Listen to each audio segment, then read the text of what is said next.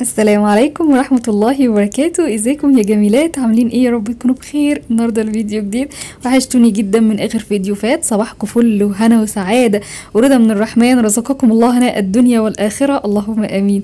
بدأت معاكم اليوم كده، اول ما صحيت من النوم كنت عاملة جبنة قريش زي ما انتم شايفين، كنت بقى حاطاه في الحصيرة كده. وبصراحة يعني انا كنت عاملاها في وقت متاخر جدا وشلتها بدري، يعني صحيت من النوم على طول بدري وشلتها بدري، فكنت حاسه ان هي كانت عايزه تمسك شويه، بس كانت طعمها تحفه. بصوا دايبه جدا جدا، وكان طعمها حلو قوي قوي، والخرطه ما شاء الله كده كبيره وجميله. وكنت غاليه بقى زي ما انتم متعودين معايا، غليت الشرش اللي طلع منها، اللي نزل منها بغليه طبعا، وبسيبه يهدى خالص خالص، وبحط عليه معلقه ملح كبيره، وعلى الحقيقه الجبنه بقى زي ما انتم عاوزين، وبحط عليهم قرنين فلفل كده. انا بصراحه حطيت واحد كمان يكون حامي، يعني حطيت واحد حامي واتنين عاديين خالص. بدات اقطعها قطع صغيره خالص، لان انا الوحيده اللي باكلها، وممكن بحاول بقدر الامكان ان انا احطها على الفطار او اي عشاء او كده، لو حد هياكل معايا منها يعني. وببدا بقى ايه، اخد الجبنه كده وانزلها في الشرش ده. عايزه اقول لكم الشرش ده بيخليها محتفظه بنفسها، ممكن يعني 20 يوم وممكن شهر كمان، ما يجرالهاش اي حاجه خالص من كتر الطراوه والطعامه بتاعتها. كل شويه عماله اكل منها بقى. فبصراحه انا كنت عايزه اعملها اول ما صحيت كده عشان نفطر منها يعني، وافطر منها وكده. بحط عليها بقى شويه زيت ساعات وملح بس او كمون، وخلاص على كده وبفطر الحمد لله. ده كان اول ما صحيت وخلاص، يعني عملت شويه حاجات كده، وبعد كده ايه، دخلت عملت شويه مكرونه بصراحه كده اسباجيتي، وسلقت بيض، وحمرت بتنجان وحطيت عليه دقه وبيبسي، والحمد لله على كده يعني، الحمد لله رب العالمين. اللهم دم علينا نعمه محفوظه من الزوال، اللهم امين يا رب. ف يعني الصيف عايز الاكلات اللي هي الخفيفه دي، وفي نفس الوقت ما نقفش كتير في المطبخ. وفي اليوم بقى مثلا لما اكون عايزه مثلا اعجن حاجه ولا اعمل حاجه، بعمل غدا خفيف. ومثلا لو عندي ترويق ولا عندي حاجه عايزه تتعمل مثلا من الاعماق وكده، بقوم ايه يعني، بحاول بقدر الامكان ايه اخفف شويه من اللي عليا يعني. هنا بقى كنت عايزه اعمل عيش، فما كانش عندي عيش خالص، فقلت بقى لا خلاص ما تشتروش بقى من بره، انا هجيب انا عيش. فهنا حطيت كيلو دقيق في العجان، وحطيت معلقه من السكر ومعلقه ونص من الخميره. وطبعا اعمل لها تيست بقى، التيست اللي هو بيخلينا نعرف اذا كان الخميره حلوه ولا وحشه. وزي ما اتفقنا، انا كل فيديو بقول لكم ان انا دايما بعمل لها التيست ده عشان اتاكد انها كويسه يعني. بصوا بسيبها بصراحة مثلا يجي دقيقتين كده 3، اشوفها عملت ولا لا. بصوا ما شاء الله كده بعرف خلاص ان الخميرة تمام. عايزة اقول لكم ان انا نسيت بس عنها شوية، كنت بعمل حاجة، فهي كده يعني مش لازم تديها الفوم العالي ده، هي بس مسافة ما تحسها بدأت ترتفع كده يبقى هي تمام. نزلت بقى على العجين وحطيت عليه معلقتين من الزيت، وهبدأ بقى ايه يعني امشي الدنيا بس شوية كده بالايه بالعجان شويه. بس انا حطيت يعني اختبرت العجينه بكوبايه من الميه الدافيه، يعني اختبرت العجينه بكوبايه من الميه الدافيه، ودي كوبايه من خض الزبده برضو دفيته، نزلته من الفريزر كده دفيته في الميكرويف. عايزه اقول لكم لما باجي اعمل زبده مش برمي الخض اللي بينزل منها، لانه بيبقى عباره عن لبن. الزبده مش خض الجبنه اللي انا كنت لسه عاملاه معاكم، لا خض الزبده بعينه في الفريزر. وطلعته بقى، خدت منه كوبايه. المفروض ان انا هعمل العجينه ب3 كوبايات، كوبايه اختمرت بيها الخميره، وكوبايه خض اللي هو الزبده ده، والكوبايه الثالثه اللي انا بعمل بيها بلم بيها العجين على الكيلو دقيق. عايزه اقول لكم ايه كمان، مش شرط ان يكون عندك بقى الخض بتاع الزبده ولا الكلام ده، ولا شرش الزبده ولا هم بيسموه ايه، عادي بعجن بميه لما بيكونش فيه. بس بصراحه يعني استغلالا ليه وان انا مرموهوش فبستعمله يعني. بصوا بقى هعجنها، هسيبها تتعجن في العجان 7 دقايق. انا عملت التايمر اهو مع نفسها بقى كده تتعجن 7 دقايق.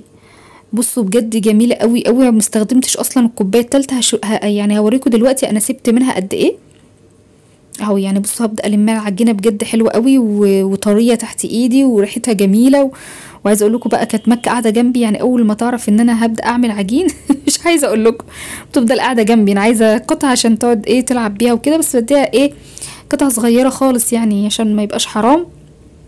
وساعات القطعه لما بتبقى يعني انا بخليها تغسل ايديها كويس جدا، واجيب لها طبق تقعد تفردها. ولو القطعه يعني بحسها لسه بحالتها يعني وكده، بقوم حطها معايا يعني في الفرن وكده اهو. بصوا بقى هسيبها تختمر ساعه، يعني خلاص رشيت بس العجان كده بالزيت، وهسيبها بقى تختمر كده ساعه مع نفسها. وبصوا دي اهو اقل من 100 جرام من الميه، يعني انا سايب اقل من 100 جرام من الكوبايه الثالثه.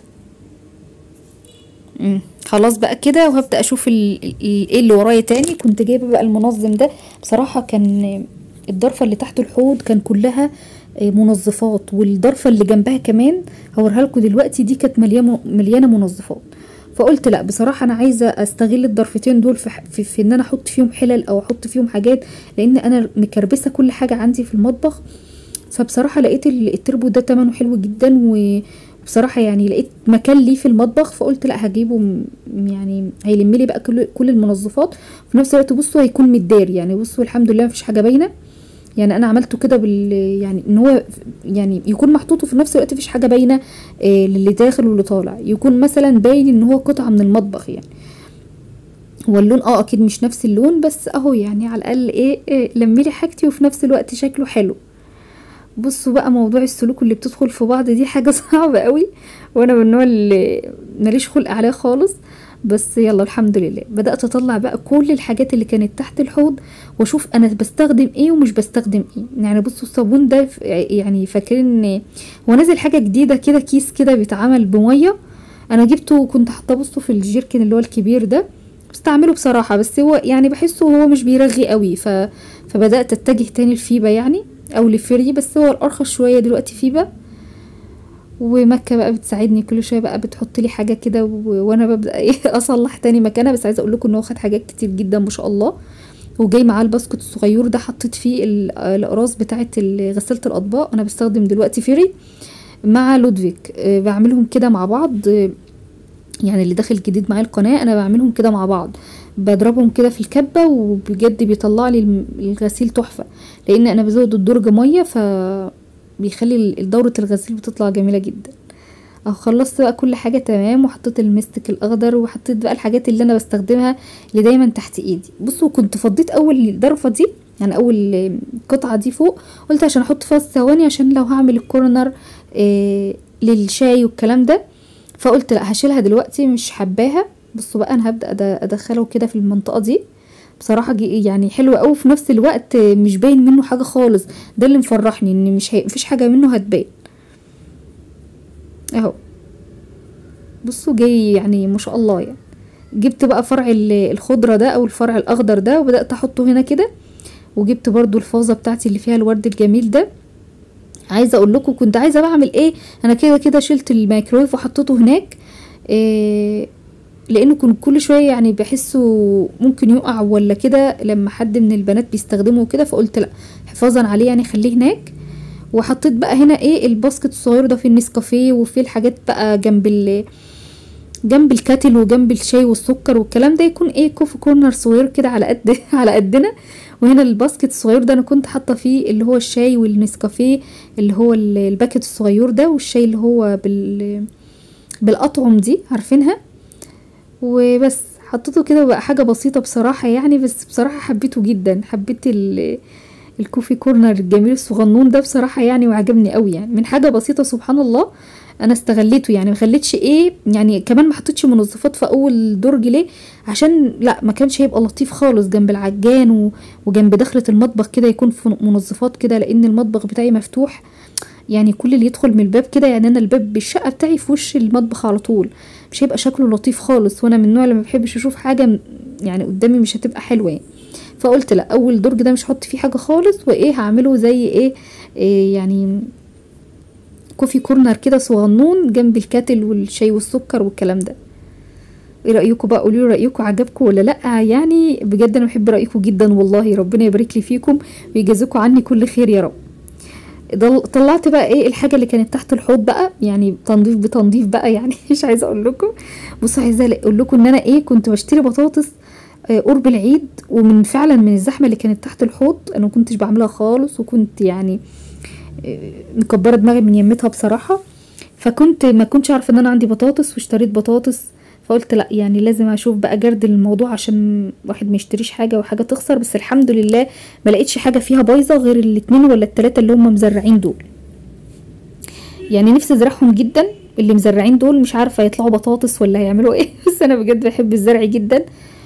فقولوا لي بقى لو زرعتهم كده مثلا هيطلعوا يعني، ولا اصرف نظر عن الموضوع.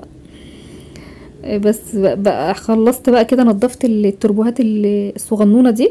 التربوهات دي على فكره انا اتسالت عليها، وهو حلوه قوي بجد، جميله وعمليه، وكنت جايباها من محل ادوات منزليه، كان الواحد عامل 75، بس ده من زمان، يمكن من سنتين ولا حاجه. فحطيت بقى البطاطس، بصوا الكبيره كنت بستكبر عفوا، كنت بستكبر البطاطس اللي هي الكبيره، يعني احطها مثلا هي اللي تكون قدامي، مثلا دي تكون للآلية للشيبسي للكلام ده، والباسكت الصغير ده انا غسلته كويس جدا، وحطيت بقى فيه شنطه كمان كده، وحطيت فيه البطاطس، لان انا عندي باسكت يعني للقمام عزكم الله، هو فمش هيبقى فيه اتنين بقى، يعني مش هيستحمل يكون المطبخ فيه اتنين يعني. فحطيت فيه بقى جميع البطاطس اللي هي الصغيره، ممكن يتعمل منها صينيه، ممكن يتسلق منها مثلا كده يعني. بس الباسكت ده طبعا اتغسل وتعقم، وعايزه اقول لكم اتحط فيه كلور، والحمد لله رب العالمين، عشان استخدمه استخدام اخر يعني.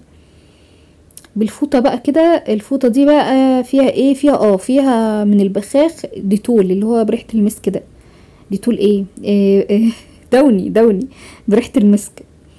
بنضف بيه كده بقى، وببدا انشف وخلاص على كده. مش عايزه ابلهم ميه بصراحه، لان انا كنت مستعجله يعني. الفوطه مبلوله ميه وكل تمام، بس بصوا كنت برجع انشف بالفوطه البيضه.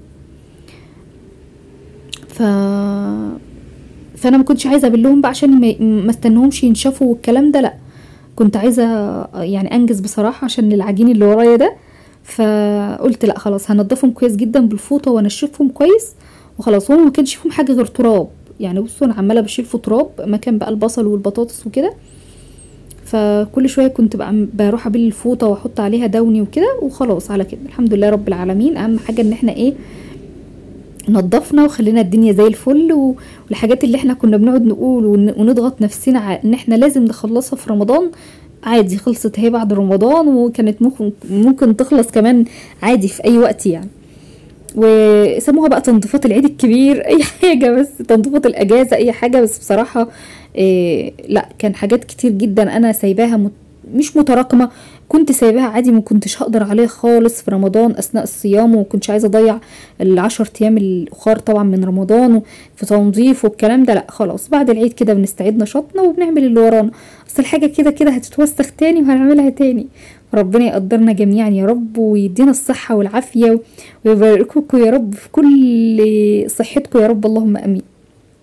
بصوا الشنط دي انا بجيب شنط القماش اللي احنا ساعات بناخدها من محلات وكده، بحطها بصراحه يعني بتبقى اتقل شويه من الاكياس العاديه، عشان لو حاجه وقعت وكده. الباسكت ده حطيت فيه التوم، التوم بقى كانوا يعني اللي هو الايه، التوم، رص التوم وكده. انا حاطه الرص نفسها في البلكونه، فقلت خلاص اما اطلع بقى البلكونه ابقى اجيب بقى ايه كام راس كده واحطها في الباسكت دي اهو. بقى ده المكان برضو كان مليان منظفات وحاجات خلصانه وعلب خلصانه والكلام ده. لا شفت كل الحاجات اللي خلصانه اتخلصت منها، واللي استعملته واللي كنت هستعمله يعني حطيته بقى ايه في المنظم الجديد ده، وحطيت هنا اللي بقى الاتنين دول حطيتهم هنا، اللي هو البصل والثوم والبطاطس، عشان تحت الحوض. يعني انا كنت حاطه الاتنين دول تحت الحوض، التربوهين دول تحت الحوض، هحط الباسكت بتاع القمامه يعني عزكم الله، لانه ما كانش ليه مكان خالص اهو. خلصت بقى كده الدنيا وبقوا زي الفل بصراحه، وصلت ايدي كويس جدا وتمام على كده، وخلصت تنظيف ودخلت بقى على العجين. خلاص كان خمر كده بصراحه، انا سبته ساعه، كان ممكن كمان يتساب ساعه وربع، ساعه ونص. والبوله دي كانت طبعا هتتملى جامد يعني. جبت بقى المفرش السيليكون ده، عايزه اقول لكم ان هو عملي جدا يعني، وعايزه اقول لكم هو رخيص، مش عارفه ب35 ولا بكام. فبصراحه عملي قوي لو انتي بتحبي العجين يعني وايه، وبتحبي القرص والكلام ده، هينفعك يعني. جبت الصينيه الاستانلس بتاعتي ورشيتها برضو رشه من الدقيق كده، ورجعت بقى ايه اقرص العيش. بصوا بقى، فكرني بذكريات جميله جدا جدا. اثناء ما كنت طبعا ماما بتيجي تعمل الكلام ده، كنت طبعا بقعد معاها. ماما الله يرحمها، يعني عايزه اقول لكم يعني لو انتوا بتتابعوني لاول مره او حبايبي القدام يعني، طالما جت سيرتها كده تذكروها بالدعاء، اقرأوا لها الفاتحه، ربنا يجازوكم عني كل خير يا رب، وعنها كل خير يا رب. كانت بقى تحب جدا القراقيش والقرص والعجين والكلام ده. عايزه اقول لكم يعني ان هو يعني كنا شقتنا صغيره جدا، فكانت عندها فرن، جايبه الفرن اللي هو المتر الغاز ده، عارفينه اللي هو الفرن اللي هو الصاج بتاع زمان ده، كان في طالع منه متر او متر وربع حاجه زي كده يعني. كانت جايباه وحطاه في البلكونه، وكانت تدس فيه وتخبز فيه وتعمل قراقيش فيه، وهو اصلا بياخد صينيه واحده يعني هو ياخد صينيه بالعافيه، وصينيه كمان متوسطه. فكان لا، كانت تقعد تعمل الكلام ده كله، وكانت يعني متعايشه جدا مع الفرن بتاعها وبتحبه جدا. الحمد لله دلوقتي يعني الفرن بتاعها موجود. ف فالحمد لله يعني انا طالعه بحب العجين زيها كده، وبحب الحاجات اعملها بايدي. ربنا يبارك في امهاتنا جميعا ويحفظهم يا رب. طبعا التقريصه انا عملتها كلها نفس المقاس، يعني حاولت بقدر الامكان اخليها نفس المقاس. وعايزه اقول لكم بصوا النشابه دي بتاعتها، يعني النشابه اللي انا بستخدمها دي بتاعت امي الله يرحمها. فطبعا انا خدتها لما بنروح الشقه وكده، خدتها انا يعني، قلت لهم انا اخدها استعملها طالما هي ملهاش استعمال يعني. بصوا بقى بفرد الرغيف، كل رغيفين كده بفرد، يعني بفرد الاولانيه دي نص فرده تمام، وارجع افرد واحده تانية نص فرده، واخد الاولانيه اللي انا فردتها نص فرده دي افردها بقى الايه الفرده الكامله يعني فاهمني، تكون ايه الاولانيه دي ارتاحت شويه. وطبعا التقريص اول واحده باخدها اللي انا هعملها، يعني اول واحده انا قرصتها هي اللي هاخدها اول واحده افردها، مش اخر واحده مثلا ابدا بيها، لا هسيبها تهدى شويه وتخمر. بصوا سمك العجينه انا عايزاه كده، عايزه ترققي، عايزه تخففي، عايزه تعملي اللي انت عاوزاه. بس عايزه اقول لكم العيش كان بجد طعمه حلو قوي، وكان خفيف كده وجميل ومش معجن ولا بصراحه بجد عجبني جدا. واو، قضى يومين كده ولا حاجه وخلاص الحمد لله نبدا نعمل تاني فريش وجديد وكده. هو لو احنا بنتكلم على الميزانيه هو مش موفر، يعني لو بنتكلم على الميزانيه والوقت والمجهود والكلام ده هو مش موفر قد ما انت هتعملي حاجه حلوه وجميله في بيتك ومن صنع ايديكي. ولو انت مضطره، يعني لو انت مثلا مضطره انك ما تشتريش عيش من بره، او مثلا حد قافل ومش عارفه تجيبي عيش، زي ايام العيد كده مثلا ساعات ما كناش، في ناس بتبقى قافله ومش بنعرف نجيب عيش، ممكن انت تقومي عامله الموضوع ده هيقعد معاكي مثلا ايام العيد مثلا. فبصراحه بجد الموضوع كان حلو قوي ولذيذ قد ما هو مرهق، انك انتي بتفردي طبعا الكميه دي كلها. بصوا انا كنت فارده ملايه جنبي كده كبيره، وكنت بفرد عليها بحط عليها العجين، يعني ما ينفعش مثلا نفرد 2 ونروح نسوي وبعد كده نروح نكمل العجين، لا بصوا اللي انتي بتسويها على ما تروحي تفردي واحده تانية هتكون بعد الشر اتحرقت منك. فلا خليكي افردي كل العجين كده زي ما انا عملت. وممكن كمان تندي الحاجات اللي انتي فرد عليها، تنديها كده بالميه عشان يفضل طري وجميل معاكي ووشه ما ينشفش. وايه تاني، خلاص انا فردت كله بقى على الملايه وعلى الفوط، طبعا الحاجات دي كلها نظيفه. وطبعا بقى اما اخلص الكميه كلها هبدا اسوي. وبصوا هبدا اخد اول واحد انا فردته، مش اخر واحد، لا اول واحد انا فردته هبدا اسويه. جبت بقى طاسه الكريب بتاعتي دي، عايزه اقول لكم الطاسه دي جميله قوي، هي ملهاش ماركه وملهاش اسم وملهاش اي حاجه خالص، بس بصراحه هي عمليه جدا وجميله قوي.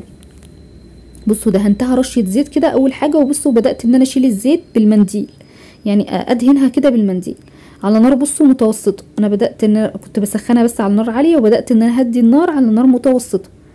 وهبدا اجيب اول رغيف معايا، طبعا اول رغيف ده ما بيبقاش او اول رغيف وتاني رغيف مش بيبقى يعني مش بيطلعوا عدلين قوي. ليه؟ لان انت على ما تختبري درجه الحراره وتختبري الطاسه بتاعتك يا تمام ولا مش تمام والكلام ده كله.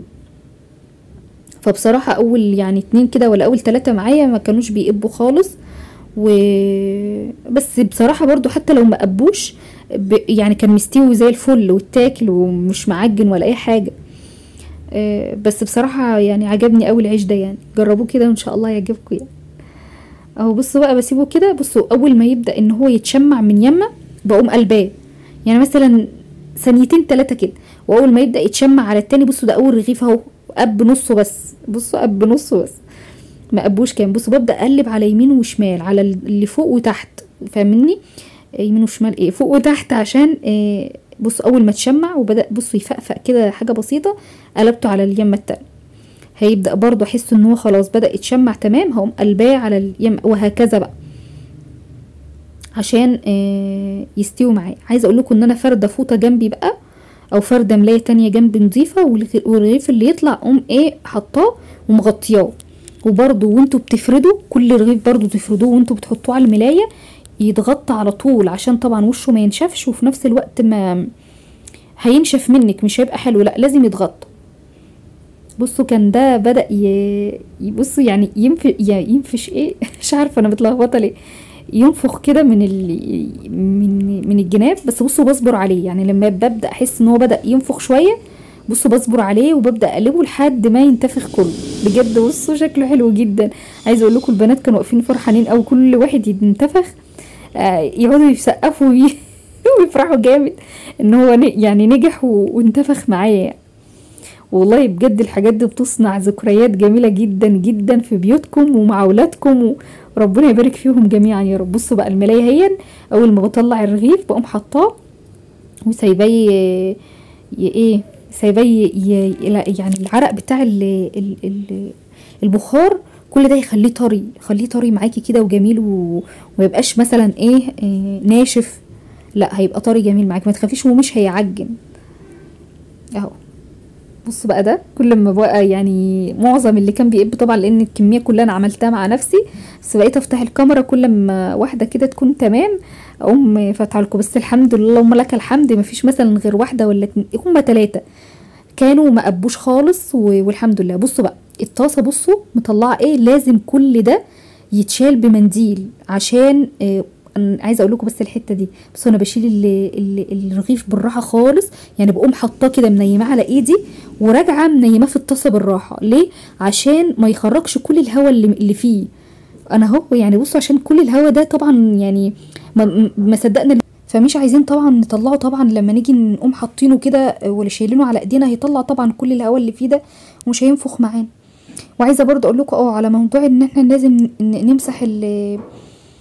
نمسح الجريل. ليه؟ لانه كل الحاجات الدقيق طبعا لما بينزل الزياده بيتحروق، فكل الحاجات دي لما تطلع في الرغيف اللي بعده هتخليه طعمه وحش وريحته وحشه ومش حلو خالص. فلازم يستحسن ان انت تمسحيه بعد كل رغيف قبل ما تحطي التاني، تقومي مسحه الدقيق ده.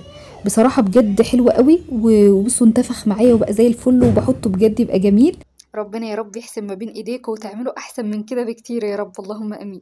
بصوا بقى بعد ما خلصت عجين وخبيز والكلام ده جبت بقى عشان احافظ على اي حاجه انا عملتها ما يبقاش انام واسيب الدنيا كده تضرب تقلب وهصحى برضو الاقي الدنيا مش لطيفه خالص. فقلت لا، جبت بقى البخاخه دي برضو فيها شويه دوني وميه، وبدات ان انا انضف كده العجان بالفوطه عشان ما يكونش فيه بقى شويه دقيق شويه عجين اي حاجه من دي، ويفضل نضيف وزي الفل. واي حاجه بلمع بيها الرخامه برضو شويه دوني وميه، وبلمع الرخامه كويس جدا وبنشفها كويس، هتفضل اللمعه موجوده فيها وحلوه قوي. يعني انا جربت موضوع الدوني ده وكان جميل قوي اهو. خلصت بقى كده تلميع كل حاجه. وبصوا برضو كان الميكرويف عليه برضو شويه دقيق طايرين كده لان انا كنت شايله الغطا بتاعه عشان تشوفوا العجين من جوه وهو بيستوي وهو بيتعجن. شلت بقى الصينيه برضو هبدا ان انا انضفها كويس. احسن ان انا كنت بصراحه هلكانه اليوم ده جدا، بس قلت مش هسيب المطبخ تاني يعني يضرب يقلب كده وانام. هضطر طبعا ان انا انضفه تاني يوم قبل ما ابدا شغل تاني يوم، سواء بقى غدا ولا الكلام ده ومواعين فطار والكلام ده، لا هتعب جدا. فقلت لا هعمله قبل ما انام. الحمد لله ربنا بيقدر، يعني ربنا يديكم الصحه جميعا. بصوا يا بنات بقى لما باجي احتفظ بالحصيره بتاعه الجبنه بغسلها طبعا كويس جدا وبنزل منها اي جبنه زياده، وبجيب بقى اكياس كده الأكياس اللي هي الكبيرة دي ببدأ أحتفظ بيها كده ألفها كويس جدا وأغطيها وأعينها عشان ما يوصلهاش أي تراب. ما ينفعش طبعا أعينها كده عشان ما يوصلهاش أي تراب. بص بقى كنت خلصت المواعين كله جبل مواعين، وكان كمان في دور كمان في الغسالة والصينية وكل حاجة. الحمد لله بقى زي الفل كده المطبخ، حاسة ان انا مرتاحة يعني. تعبنا شوية بس الحمد لله ارتحنا يعني. جبت بقى بقيت خلاص لما خلصت ترويق وكده جبت العيش بقى. بصوا بجد حلو قوي. بصوا بيتفرد ازاي، قصدي بيتكرمش معايا ازاي، ولا بيتكسر ولا في حاجة نزلت مني ولا نزلت من العيش اتكسرت ولا الكلام ده خالص، كله طالع زي الفل. بصوا بجد جميل جدا جدا. بصوا بيتفرد ازاي، كل ما تنيه يتفرد تاني. اللهم لك الحمد يا رب. وبتفتح يعني ويبقى جميل قوي. هبدأ بقى اكيسه على قد ما انا عاوزة وخلاص، بعينه بقى في الفريزر او على الرف او اي حاجة، والحمد لله. يعني بحب جدا رأيكم، بحب تعليقكم، وبحب اللايك طبعا يعني لانه بيدعمني جدا وبيرفع الفيديو. بشكركم كلكم على كل كلمة بتكتبوها لي وعلى كل تعليق حلو، ده بيدل بجد على شخصياتكم المحترمة وعلى قلبكم الطيب طبعا. يعني حاجة كده بجد، الحمد لله ان ربنا رزقني بيكم. اشوفكم طبعا في فيديو جديد على خير، ما تنسونيش من صالح دعائكم، وما تنسوش برضو تحطوا اللايك وتشتركوا في القناة لو انتوا طبعا عايزين تتابعوا كل جديد مني. اشوفكم في فيديو جديد على خير حبايب قلبي، سلام عليكم.